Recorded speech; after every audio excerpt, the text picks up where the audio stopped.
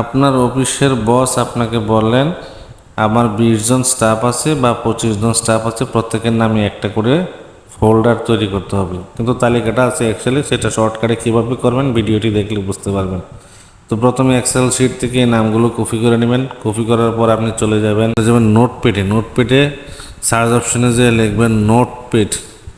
তো notepad open করার পর এখানে এরকম দেখাবে। তো সেটা একটু বড় করে নিলে ভালো হয়।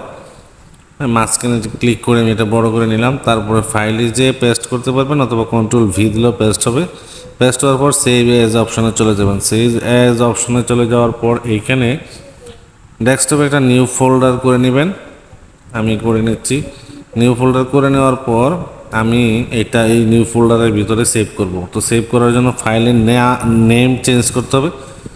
ফাইল নেম দিবেন নিউ টেক্সট। নিউ টেক্সট দেওয়ার পর একটা ডট দিবেন। ডট দেওয়ার পর লিখবেন BAT। এটা লেখার পর সেভ করে দিবেন। তারপর এটা ক্লোজ করে বের হয়ে যাবেন। তারপর যে নিউ ফোল্ডার অপশনে যে আপনি একটা রান অপশন দেখতে পারবেন, এই যে রানের মতো, এটাকে ওপেন করে রান করে দিবেন। একবার এরকম হবে, রিফ্রেশ করে দিবেন, দেখবেন আপনি যে ফোল্ডারগুলো তৈরি করেছেন প্রত্যেকের নামে একটা করে ফোল্ডার তৈরি হয়ে গেছে। তো এইভাবে আপনি অল্প সময়ের মধ্যে আপনার কাজটা আপনি শেষ করতে পারবেন কোনো ঝামেলা ছাড়াই। তো এরকম ভিডিও পেতে আমার ভিডিওটা অবশ্যই শেয়ার করে দেবেন। ধন্যবাদ।